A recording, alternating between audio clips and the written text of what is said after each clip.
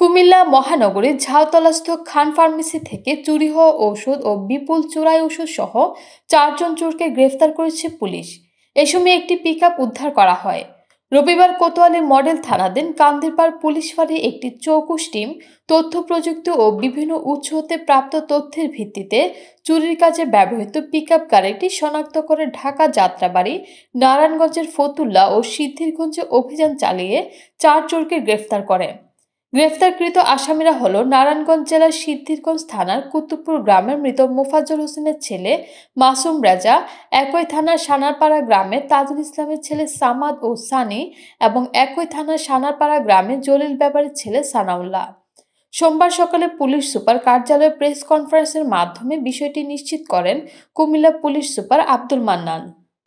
কুমিল্লার জাউতলাতে একটা ফার্মেসির দোকানে পিকআপ দাঁড় করিয়ে রেখে ফার্মেসির দোকানটা চুরি হয়।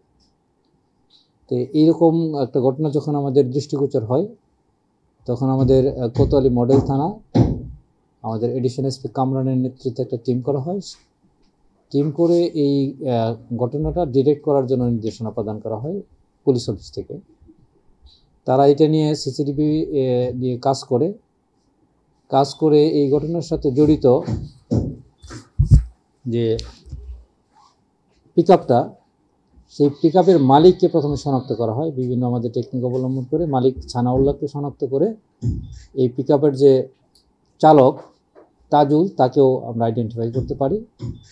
এরপর আমাদের কোতোয়ালি মডেল থানার একাধিক অফিসারের সমন্বয়ে একটা টিম তৈরি করা হয়। সেই টিমটা আমাদের চট্টগ্রাম, আমাদের সর্বশেষ আমাদের পিকআপটা উদ্ধার হয়েছে কক্সবাজার থেকে। চট্টগ্রাম, কক্সবাজার এবং নারায়ণগঞ্জের বিভিন্ন জায়গায় অভিযান চালিয়ে যে এই পিকআপের যে মালিক, সেও আসলে এই চোর চক্রের সদস্য। সে মূলত চুরি করার জন্য এই পিকআপটা কিনেছে।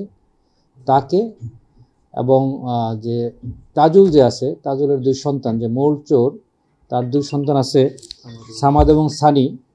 সামাদ হচ্ছে মূলত অটো চালায় ড্রাইভার, সানি হচ্ছে একটা বাইং হাউসে কাজ করে। তারাও আসলে এই সংঘবদ্ধ চোর চক্রের সদস্য। তাদেরকে গ্রেপ্তার করে সকলকে জিজ্ঞাসাবাদ করে আমরা নারায়ণগঞ্জের রূপগঞ্জের অভিযান চালিয়ে যে এই চোরাই ঔষধ কেনার একটা সিন্ডিকেটকে আমরা আবিষ্কার করি এবং সেখানে একটা গোডাউনের সন্ধান পাই।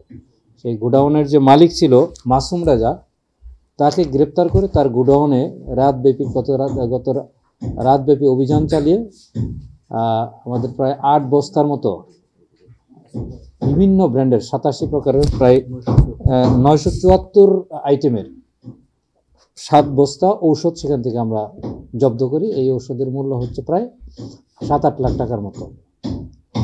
এদেরকে ব্যাপক জিজ্ঞাসাবাদ করে, বিশেষ করে মাসুম রাজা যে এই ঔষধের চোরাই ঔষধ যে কিনে, তাকে জিজ্ঞাসাবাদ করে সে জানায় যে মূল যে চোর তাজুল ইসলাম, সে গত 1 মাসেই তার কাছে 5টি চালান বিক্রি করেছে। 5টি ঔষধের চালান বিক্রি করেছে। মিনিং হচ্ছে সে 1 মাসেই এরকম আরও দেশের বিভিন্ন জায়গায় আরও 5টি চুরির ঘটনা ঘটিয়েছে। তা আমরা তাদেরকে ব্যাপকভাবে জিজ্ঞাসাবাদ করবো। আমাদের ধারণা যে ইতিপূর্বে কুমিল্লার হাইওয়ে কেন্দ্রিক এবং আঞ্চলিক হাইওয়ে কেন্দ্রিক, আপনাদেরকে যেমনটা বলেছিলাম যে হাইওয়ে কেন্দ্রিক এবং আঞ্চলিক হাইওয়ে কেন্দ্রিক যে বিভিন্ন ব্যবসা প্রতিষ্ঠান আছে, সেই ব্যবসা প্রতিষ্ঠানের সামনে গাড়ি থামিয়ে এক ধরনের অবস্ট্যাকল তৈরি করে, যাতে করে মানুষ চলাচল করলেও, পুলিশ চলাচল করলেও বুঝতে না পারে। তাদেরকে এটা হচ্ছে এক ধরনের ক্ল্যান্ডেস্টাইন একটা বিষয়, যে তারা একটা গাড়ি দাঁড় করিয়ে একটা অবস্ট্যাকল তৈরি করে এবং এই অবস্ট্যাকলের তৈরি করার ভিতরে কিন্তু তারা চুরির কাজটা করে মালামাল উঠিয়ে নিয়ে চলে যায়। তো এই টেকনিকটা ব্যবহার করে তারা দেশের বিভিন্ন জায়গায় চুরির কাজটা করে যাচ্ছে। তো এই সিন্ডিকেটটাকে আমরা ধরতে পেরেছি। তাদেরকে আমরা রিমান্ডে আরও ব্যাপক জিজ্ঞাসাবাদ করবো। ইতিপূর্বে আমরা যাদেরকে জিজ্ঞাসাবাদ করেছি তারা কিছু কিছু ঘটনা স্বীকার করেছে আমাদের কাছে, আর কোথায় কোথায় চুরি করেছে। আমাদের আশেপাশের জেলাতেও যোগাযোগ হয়েছে। সংশ্লিষ্ট থানার ওসিরাও আমাদেরকে বলেছে যে বিগত এক মাসে ঠিক সেম টেকনিক অবলম্বন করে তাদের এলাকায় চুরির ঘটনা ঘটেছে। আমার ধারণা যে কুমিল্লা সহ আশেপাশের জেলার অনেক চুরির ঘটনার সাথে তারা জড়িত থাকতে পারে। তাদেরকে রিমান্ডে এনে আমরা জিজ্ঞাসাবাদ করে আরও হয়তো তথ্য পাবো, আরও হয়তো চোর গ্রেপ্তার কিংবা মালামাল উদ্ধার করতে পারবো। তারা গাড়ি নিয়ে দিনের বেলাতে বিভিন্ন জায়গায় ঘুরে ঘুরে রেকি করে এবং রেকি করে টাইমিংটা ঠিক করে যে কোন সময়টাতে আসলে এলাকার লোকজন কম থাকবে, তাদের জন্য কনভিনিয়েন্ট হবে, সেই অনুযায়ী তারা রাতের বেলা কাজটা করে। তা আমাদের ধারণা যে এলাকায় তারা এই কাজটা করে সেই এলাকার কেউ না কেউ জড়িত থাকতে পারে। আমরা ব্যাপক জিজ্ঞাসাবাদ করে হয়তো বা এই জড়িতদের নাম পাবো, নাম পাওয়ার পরে তাদের বিরুদ্ধে আইনানুগ ব্যবস্থা নেওয়া হবে। তবে এই 4 জন স্বীকার করেছে, তাদের বিরুদ্ধে মামলা না থাকলেও তারা অনেকগুলো ঘটনার সাথে জড়িত, ধরা পড়ে নাই। যেমন 1 মাসেই 5টা ঘটনা ঘটিয়েছে, সেই 5টার তো আসলে তারা অ্যারেস্ট হয়নি, অজ্ঞাতনামা হিসেবে হয়তো বিভিন্ন জায়গায় মামলা হয়েছে।